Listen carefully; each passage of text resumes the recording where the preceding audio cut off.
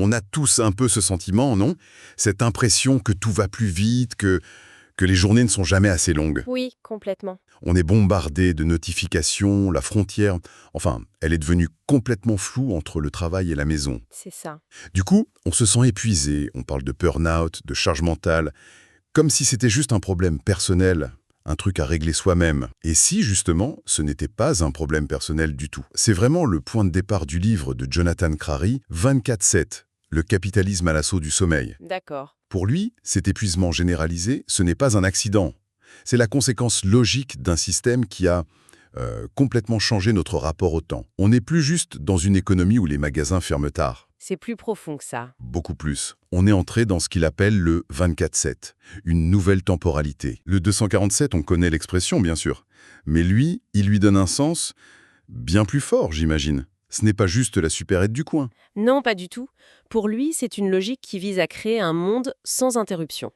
Un temps lisse, homogène, où il n'y a plus de pause, plus de cycle. Plus de rythme. Exactement. Un temps qui n'est plus du tout basé sur les rythmes humains ou naturels, tu vois, le jour, la nuit, les saisons, mais sur le fonctionnement non-stop des marchés financiers, des réseaux mondiaux. Un monde qui, dans l'idéal, ne dormirait jamais. Et c'est là que ça devient fascinant. Parce que dans ce projet de monde en continu, il y a forcément quelque chose qui doit résister. Une partie de notre vie qui, par sa nature même, ne peut pas être productive, ne peut pas être monétisée. C'est ça.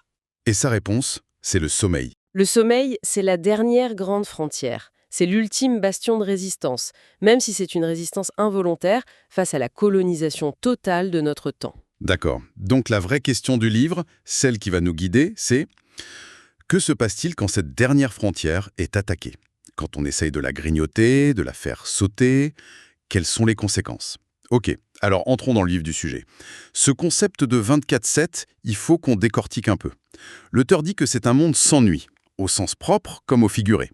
C'est une idée assez radicale quand on y pense. C'est radical parce que les implications sont immenses.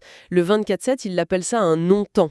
C'est un état d'illumination permanente qui cherche à effacer toutes les distinctions qui donnaient du sens à notre vie. Par exemple, La différence entre le travail et le loisir effacée par le smartphone qui nous suit partout.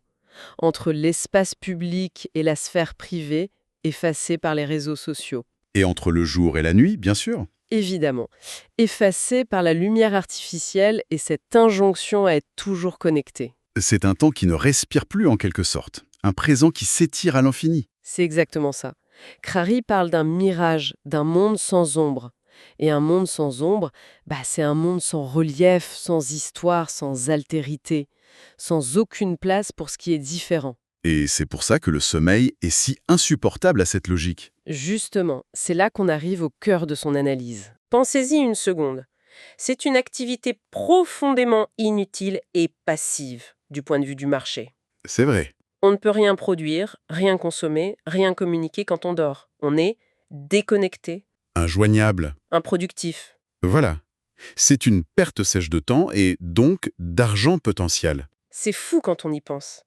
Presque tous nos autres besoins fondamentaux ont été transformés en marchés colossaux. La faim, c'est l'agroalimentaire. La soif, c'est les boissons. Même le lien social, ce sont les plateformes qui monétisent nos relations. Absolument. Mais le sommeil, lui, il résiste. On ne peut pas le consommer de la même façon. Précisément, le sommeil, c'est une interruption non négociable de ce que l'auteur appelle le vol de notre temps. Pendant ces quelques heures, on n'est plus des travailleurs ou des consommateurs. On est juste des corps vulnérables au repos. Un temps qui ne peut être ni vendu, ni acheté, ni optimisé. C'est une anomalie. Une anomalie intolérable dans un système qui veut que chaque minute de notre vie soit potentiellement rentable. Et les chiffres qu'il donne dans les sources sont vertigineux. Il parle d'une véritable érosion de notre temps de sommeil. Au début du XXe siècle, un adulte en Amérique du Nord dormait 10 heures par nuit en moyenne. 10 heures, oui. Et il y a une génération, c'était 8 heures.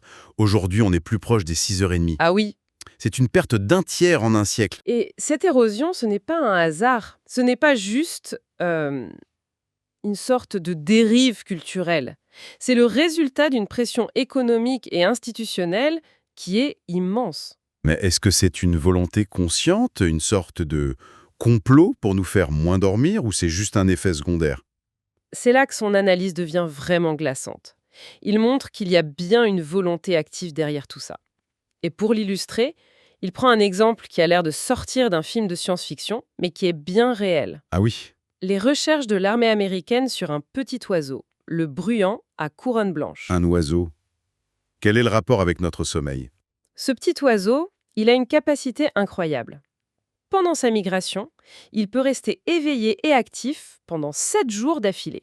7 jours? 7 jours. Il vole la nuit, il se nourrit le jour, sans jamais s'arrêter. Du coup, le Pentagone a investi des sommes folles pour décortiquer son cerveau et comprendre comment il fait. Et l'objectif, c'était quoi, Lan? L'objectif était à peine caché, transposer cette capacité à l'homme pour créer le soldat sans sommeil. Un combattant qui n'aurait plus besoin de cette pause biologique, qui serait opérationnel 24/7. C'est terrifiant. L'idée du soldat sans sommeil. Et on voit tout de suite comment ça peut se décliner en employé sans sommeil ou consommateur sans sommeil. C'est exactement son propos. Les innovations militaires finissent toujours par infuser dans la société civile. La logique reste la même. Maximiser le temps d'activité. Le travailleur parfait qui répond à ses mails à 23 heures. Voilà. Et le consommateur parfait qui fait du shopping en ligne au milieu de la nuit. Le champ de bataille, le bureau et le centre commercial se rejoignent dans cette même guerre contre le repos. Et le moteur de tout ça, c'est ce que les sources appellent l'économie de l'attention. Précisément. Une idée formulée dès les années 90 par Eric Schmidt, le futur patron de Google. Il avait compris avant tout le monde que dans un monde où l'info est abondante, la ressource la plus rare, ce n'est plus le pétrole. C'est notre attention. C'est notre attention, notre temps de cerveau disponible. Chaque minute de notre journée d'éveil est devenue un territoire à conquérir pour des milliers d'applications, de services, de pubs. Et comme notre temps d'éveil n'est pas extensible à l'infini, la seule façon de l'augmenter, c'est de grignoter sur le temps de sommeil. C'est la seule variable d'ajustement. Nos journées qui sont finies sont devenues un champ de bataille pour une quantité quasi infinie de sollicitations. Le sommeil est l'ennemi à abattre. Quelles sont les conséquences de tout ça sur la société, sur notre façon de vivre ensemble? Le livre suggère un paradoxe. Cette hyperconnexion permanente nous isole. Oui, il utilise une expression très forte, l'insularité numérique fantasmatique. C'est-à-dire? On est dans un métro bondé, entouré de dizaines de personnes, mais en réalité, chacun est seul, enfermé dans son propre flux numérique sur son écran. On contourne la présence physique des autres, et avec elle, la complexité, les obligations, la responsabilité que cette présence implique. C'est vrai qu'on peut passer une journée entière à interagir avec des gens via des écrans sans jamais vraiment rencontrer personne, au sens physique. Et ça a un coût. Les liens sociaux qui ne sont pas immédiatement transactionnels s'appauvrissent. La notion même d'un espace public partagé, où on se frotte à des gens qui ne nous ressemblent pas, perd de sa substance. On vit dans des bulles et ce monde 24/7 nous donne tous les outils pour ne jamais en sortir. Pour aller plus loin, l'auteur s'appuie même sur un penseur français, Henri Lefebvre, et son concept de vie quotidienne. Oui, c'est une référence importante pour lui. Pour Lefebvre, la vie quotidienne, ce n'était pas juste la routine ou l'ennui. C'était une structure temporelle très riche, faite de répétitions, de cycles. L'alternance jour-nuit, les saisons, Le rythme entre le travail et la fête, la semaine et le week-end. Tout ça créait un cadre, un espace-temps, qui gardait une certaine autonomie. C'était un lieu de résistance passive en quelque sorte. donc en gros, on a perdu ces rythmes qui donnaient une forme à notre quotidien, comme le dimanche, qui n'est plus vraiment un jour de repos, C'est ça. pour un flux continu qui ne ressemble plus à rien. C'est exactement ça. La logique anticyclique et continue du 24/7 vient dynamiter cette structure. Elle ne laisse derrière elle qu'une simulation. On a encore des week-ends, mais ils sont remplis de notifs de travail. On a des vacances, mais on reste connecté. La vie quotidienne au sens fort a été vidée de sa substance. Si on résume un peu, l'analyse de Jonathan Crary était assez sombre. Ce qu'il décrit, ce n'est pas juste un mode de vie un peu trop rapide. C'est une nouvelle forme de pouvoir, Plus insidieuse n'est. qui restructure notre rapport au temps, aux autres et même à notre propre corps. Et dans ce système, le simple fait de dormir devient, presque malgré nous, un acte de résistance. Oui, c'est un livre qui nous force à voir les choses autrement, à comprendre que notre fatigue chronique, notre anxiété, ce sentiment d'être dépassé, ce ne sont pas des échecs personnels. Ce sont les symptômes logiques d'un système qui exige de nous l'impossible, être des machines. Et le sommeil nous rappelle qu'on ne l'est pas. Le sommeil, c'est ce qui nous rappelle obstinément que non, nous ne le sommes pas. que nous sommes des êtres biologiques, finis, vulnérables, liés à des rythmes qui nous dépassent. C'est une part de notre humanité qui est irréductible.